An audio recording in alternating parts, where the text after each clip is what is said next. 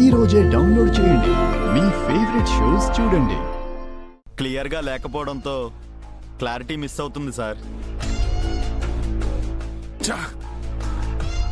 అయ్యా, వీడెవడో చేయి తిరిగిన దొంగలా ఉన్నాడు.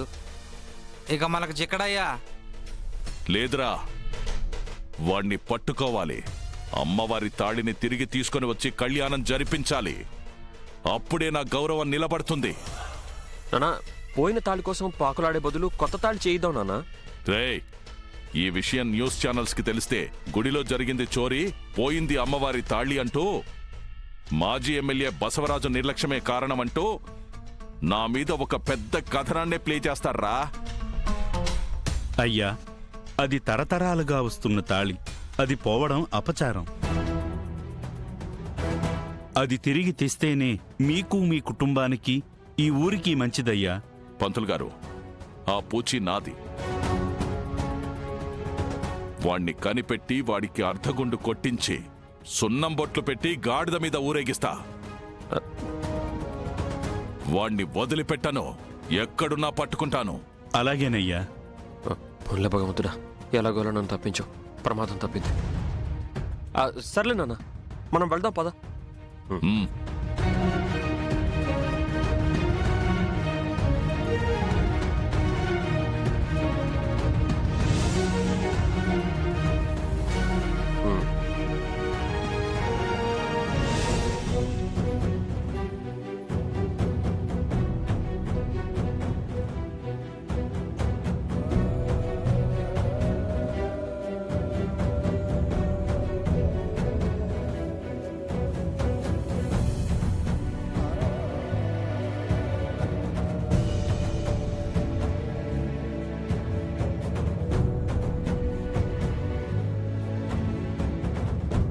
తల్లి, ఎందుకు నాకెన్ని కష్టాలు? ఎన్ని రోజులు పెళ్లి అవ్వట్లేదని బాధపడ్డాను. ఇప్పుడు మెడలో తాళుంది, కానీ ఎవరు కట్టారో తెలీదు అని బాధ.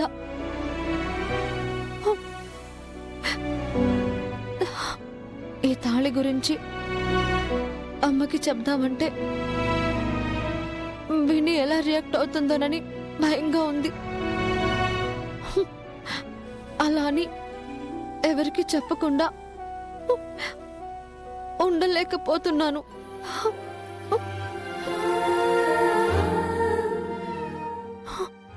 ఒకవేళ చెప్పకపోతే గొడవ జరుగుతుందేమోనని భయంగా ఉంది. ఎటు చూసినా ఏం చేయాలో నాకేం అర్థం కావడం లేదమ్మా.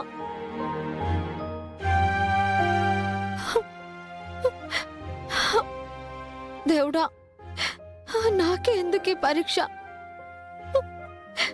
నాపై ఎందుకు స్వామి నీకంత కక్ష?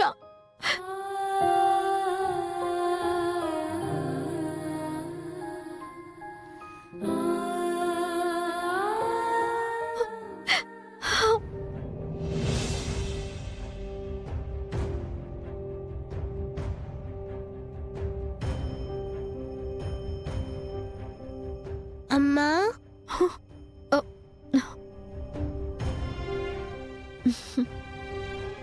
ఏంటి ఖుషి పాప?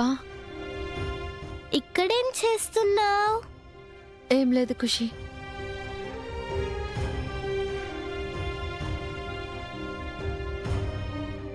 ఇదేంటమ్మా?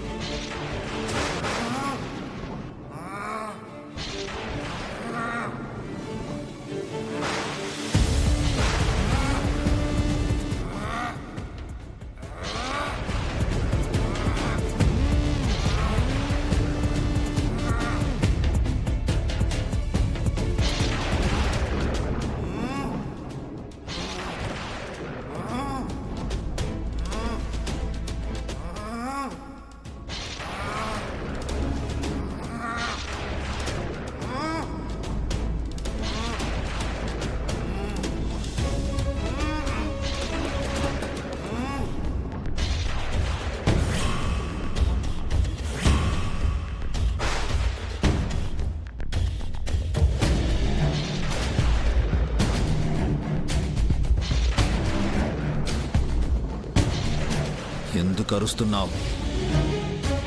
సైలెంట్గా ఉండలేవా? నీకు ఆకలిస్తే నేను అన్నం పెట్టను. నాకు అన్నం పెట్టాలి అనిపించాలి, అప్పుడే పెడతాను. ఇదిగా తినో.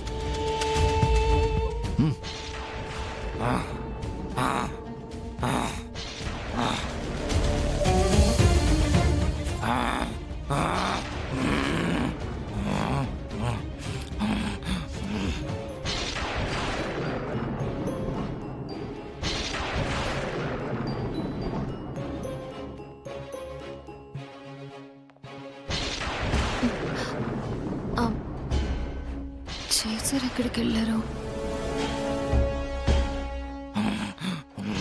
జై సార్